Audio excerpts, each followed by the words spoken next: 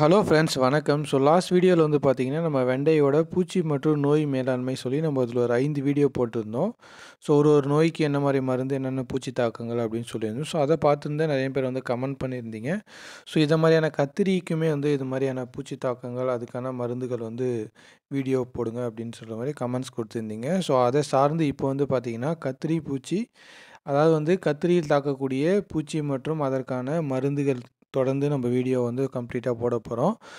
கத்திரி சாகுபடி பண்ணுற எல்லாருமே இந்த வீடியோ வந்து தொடர்ந்து வந்து ஸ்கிப் பண்ணாமல் பார்த்து வச்சுக்கோங்க. அப்போ தான் வந்து கத்திரியில் ஏற்படக்கூடிய பூச்சி தாக்கங்கள் எல்லாமே கண்ட்ரோல் பண்ணுறதுக்கான சிறந்த மருந்தை தான் நம்ம வந்து இதில் சொல்ல போகிறோம்.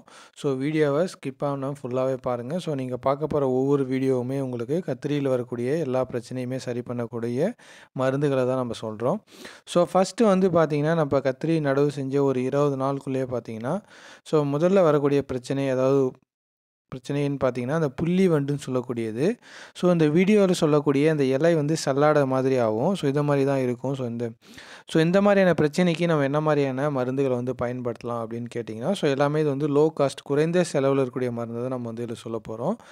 ஃபஸ்ட்டு நம்ம சொல்லக்கூடிய டெக்னிக்கல் என்னன்னு கேட்டிங்கன்னா, ஃபிப்ரோனில் 5% எஸ்சின்னு சொல்லக்கூடிய இந்த டெக்னிக்கில் மருந்தை 25 ml வந்து 10 லிட்டருக்கு வந்து யூஸ் பண்ணலாம்.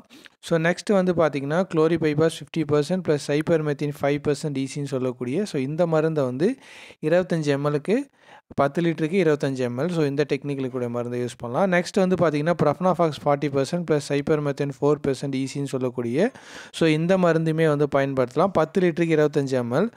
இந்த வீடியோவில் சொல்லப்பட்ட ஏதாவது ஒரு மருந்து நீங்கள் பயன்படுத்தினா போதும். கண்டிப்பாக இந்த புள்ளி வண்டுன்னு சொல்லக்கூடிய இந்த பிரச்சனையை வந்து கண்ட்ரோல் பண்ணிவிடும். அடுத்த வீடியோவை கண்டிப்பாக வந்து ஸ்கிப் பண்ணாமல் பாருங்கள். அதில் என்ன சொல்ல போகிறோன்னா, குருத்து புழு. கத்திரியில் ஏற்படக்கூடிய மெயின் பிரச்சனைன்னு பார்த்தீங்கன்னா, பொதுவாக வந்து இந்த காய் புழு, அப்புறம் பார்த்தீங்கன்னா குருத்து புழு, இது 2 தான் வந்து அதிகமான வந்து மகசூல் இழப்பை ஏற்படுத்தும். இதுக்கான ரொம்ப வந்து லோ காஸ்ட், குறைந்த செலவு இருக்கக்கூடிய மருந்து யூஸ் பண்ணி நம்ம என்ன மாதிரியான இந்த மாதிரியான பூச்சி தாக்கங்கள் எல்லாமே கண்ட்ரோல் பண்ணுறது தான் பார்க்க போகிறோம். அடுத்த வீடியோவில் நீங்கள் தொடர்ந்து பாருங்கள். இது வரக்கூடிய அடுத்து ஒரு 5 சீரியஸான வீடியோ இருக்கும். ஒரு 5 வீடியோலுமே வந்து பார்த்திங்கன்னா, கத்திரியில் வரக்கூடிய பாதிப்பு, அதுக்கான தீர்வுகள் எல்லாமே தொடர்ந்து சொல்ல போகிறோம். வீடியோவை ஃபுல்லாகவே பாருங்கள். தேங்க்யூ.